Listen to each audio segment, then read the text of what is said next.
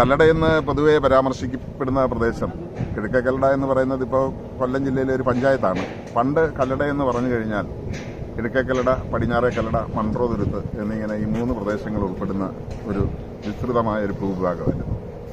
അതിൽ പടിഞ്ഞാറേ കല്ലട പഞ്ചായത്ത് വേറെയാണ്, കിഴക്കേ കല്ലട പഞ്ചായത്ത് വേറെയാണ്, ഇപ്പോൾ മൺട്രോതുരുത്ത് പഞ്ചായത്തും വേറെയാണ്. പണ്ട് ഈ മൺട്രോതുരുത്തും കിഴക്കേ കല്ലടയുമായിട്ട് ഒരുമിച്ച് കിടക്കുകയായിരുന്നു.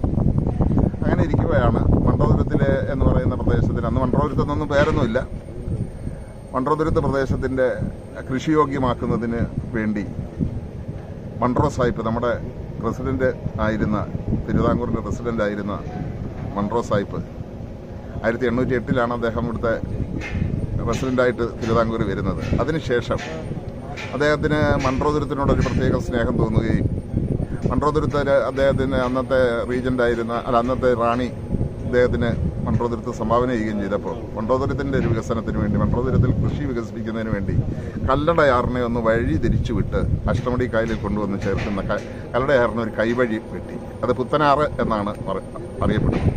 അങ്ങനെ പുത്തനാറ് വെട്ടിയപ്പോഴാണ് ആ ഇടിയക്കട പാലം കാണുന്നത് ആ പുത്തനാറിലാണ്. പുത്തനാറ് വെട്ടിയതോടുകൂടി ഈ കല്ലടയുടെ ശിങ്കാരപ്പള്ളി എന്ന് പറയുന്ന പ്രദേശത്ത് നിന്നും ഈ മൺട്രോതുരുത്ത് ഒറ്റപ്പെട്ട് ഒരു തുരുത്തായി മാറുകയും ഒരു ഐലൻഡായി മാറുകയും ചെയ്തു. ഈ സ്ഥലത്തിൻ്റെ മേലായുധം, ഈ ആദായമൊക്കെ എടുക്കുന്നതിന് വേണ്ടി CMS സഭയ്ക്ക്, കോട്ടയത്തെ CMS സഭയ്ക്ക് മൺട്രോ സാഹിബ് ഇത് നൽകി. അപ്പോൾ അന്ന് നമ്മുടെ ഈ പുത്തനാറ് വെട്ടിയപ്പോൾ ആ ആറ് വെട്ടിയ ആ മണ്ണുകൊണ്ടാണ് കല്ലടയാറിന് ഒരു ബണ്ട്, അപ്പുറവും ഇപ്പുറവും ബണ്ട് നിർമ്മിച്ചത്. അതുവരെ കല്ലടയാറ് ലക്കും ലഗാനവും ഇല്ലാതെ ഒഴുകിക്കൊണ്ടിരിക്കുകയായിരുന്നു. അപ്പം നിശ്ചിതമായൊരു പാതയിലൂടെ ഒഴുകുന്നതിന് വേണ്ടി കല്ലടയാറിൻ്റെ അപ്പുറത്തും ഇപ്പുറത്തും ഈ പുത്തനാറ് വെട്ടിയ മണ്ണുകൊണ്ട് ബണ്ട് നിർമ്മിക്കുകയുണ്ടായി, ആറ്റുവരമ്പ് എന്ന് പറയാം.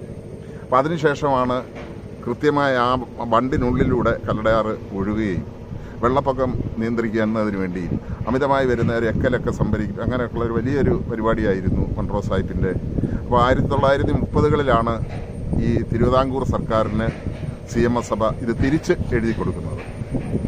അപ്പോൾ അതിനുശേഷം C. കേശവൻ മുഖ്യമന്ത്രിയായിരുന്ന, തിരുക്കൊച്ചി മുഖ്യമന്ത്രിയായിരുന്ന സമയത്താണ് ഈ സ്ഥലത്തിന് ഒരു പ്രത്യേക പഞ്ചായത്തായി, വില്ലേജായി ഒക്കെ പരിഗണിക്കുന്നത്. ഇതിന് മൺട്രോ സാഹിബിൻ്റെ നാമധേയത്തിൽ തന്നെ മൺട്രോ ഐലൻഡ് എന്നുള്ള പേര് നൽകുന്നത്. അപ്പോൾ ആ പേരൊക്കെ നൽകിയിട്ട് ഒരു 100 വർഷം ആകുന്നില്ല.